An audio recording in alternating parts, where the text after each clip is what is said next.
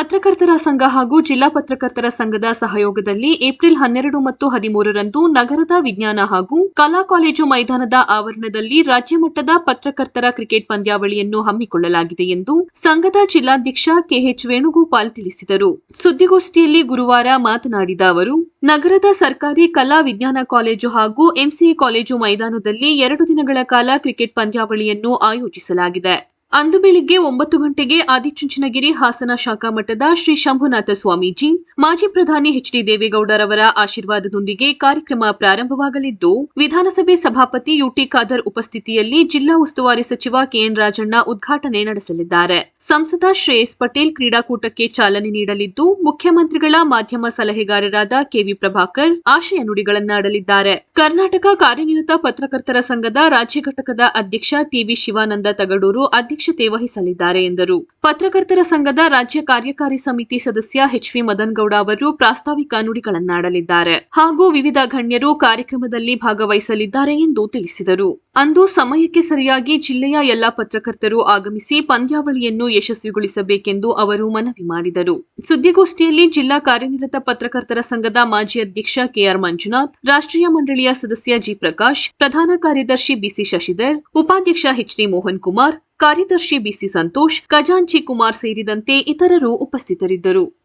ತಮಗೆಲ್ಲ ತಿಳಿದಿರುವಂತೆ ಇದೇ ಶನಿವಾರ ಮತ್ತು ಭಾನುವಾರ ರಾಜ್ಯ ಮಟ್ಟದ ಪತ್ರಕರ್ತರ ಕ್ರಿಕೆಟ್ ಪಂದ್ಯಾವಳಿ ನಗರದ ಸರ್ಕಾರಿ ಕಲಾ ಕಾಲೇಜು ಮೈದಾನ ಮತ್ತು ಸರ್ಕಾರಿ ವಿಜ್ಞಾನ ಕಾಲೇಜು ಮೈದಾನದಲ್ಲಿ ಹಾಗೂ ಮಲೆನಾಡು ಇಂಜಿನಿಯರಿಂಗ್ ಕಾಲೇಜಿನ ಮೈದಾನ, ಒಟ್ಟು 3 ಮೈದಾನಗಳಲ್ಲಿ ಸುಮಾರು 23 ತಂಡಗಳು ಪಾಲ್ಗೊಳ್ಳುವ ಈ ಕ್ರಿಕೆಟ್ ಪಂದ್ಯಾವಳಿಯನ್ನು ಬೆಳಿಗ್ಗೆ 9 ಸನ್ಮಾನ್ಯ ಸಭಾಪತಿಗಳಾದಂಥ ಗೌರವಾನ್ವಿತ ಯುಟಿ ಖಾದರ್ ಸಾಹೇಬರು ಈ ಕ್ರೀಡಾಕೂಟಕ್ಕೆ ಕ್ರಿಕೆಟ್ ಪಂದ್ಯಾವಳಿಗೆ ಚಾಲನೆ ನೀಡಲಿದ್ದಾರೆ.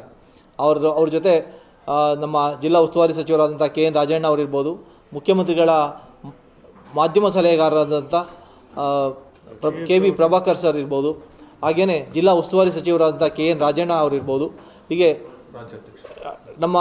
ಮುಖ್ಯವಾಗಿ ನಮ್ಮ ಸಂಘದ ರಾಜ್ಯಾಧ್ಯಕ್ಷರಾದಂಥ ಟಿವಿ ಶಿವಾನಂದ ತಗಡೂರವರು, ಎಚ್.ಬಿ. ಮದನಗೌಡರವರು, ಹಾಗೆ ಸಂಸದರಾದಂಥ ಶ್ರೇಯಸ್ ಪಟೇಲ್ರವರು ಮತ್ತು ಜಿಲ್ಲೆಯ ಎಲ್ಲ ಜನಪ್ರತಿನಿಧಿಗಳು, ಶಾಸಕರ ಸ್ವರೂಪ್ ಅವರಿರ್ಬೋದು, ಜಿಲ್ಲೆಯ ಎಲ್ಲ ಕ್ಷೇತ್ರದ ಶಾಸಕರು ಕೂಡ ನಮ್ಮೊಂದಿಗೆ ಅವತ್ತು ಕೈ ಜೋಡಿಸಲಿದ್ದಾರೆ. ಸರಿಸುಮಾರು 23ಕ್ಕೂ ಹೆಚ್ಚು ತಂಡಗಳು ಬರ್ತಾ ಇರೋ ಹಿನ್ನೆಲೆಯಲ್ಲಿ ಸುಮಾರು 400ಕ್ಕೂ ಹೆಚ್ಚು ಜನರಿಗೆ ನಾವು ವಸತಿಯ ಸೌಲಭ್ಯವನ್ನು ಕೂಡ ಕಲ್ಪಿಸಿದ್ದೀವಿ ಮತ್ತು 2 ದಿನಗಳ ಕಾಲ ಊಟದ ವ್ಯವಸ್ಥೆಯನ್ನು ಕೂಡ ಕಲ್ಪಿಸಲಾಗಿದೆ. ಇದು ಇವತ್ತಿನ ವಿಶೇಷ ಏನು ಅಂತ ಅಂದರೆ, ಈ ಏನು ಟ್ರೋಫಿಗಳ ಅನಾವರಣ ಮಾಡಲಾಗಿದೆ.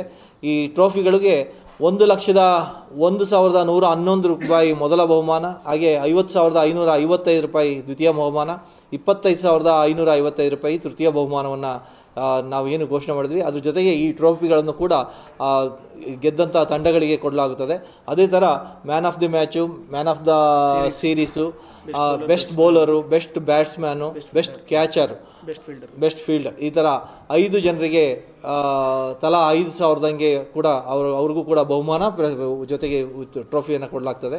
ಈ ಒಂದು ಕ್ರಿಕೆಟ್ ಪಂದ್ಯಾವಳಿಗೆ ತಾವೆಲ್ಲರೂ ಕೂಡ ಆಗಮಿಸಿ ಕ್ರಿಕೆಟ್ ಪಂದ್ಯಾವಳಿಯನ್ನು ಸಂಪೂರ್ಣ ಯಶಸ್ವಿ ಮಾಡಿಕೊಡ್ಬೇಕಾಗಿ ನಾನು ತಮ್ಮೆಲ್ಲರಲ್ಲಿ ಮನವಿ ಮಾಡ್ತೇನೆ.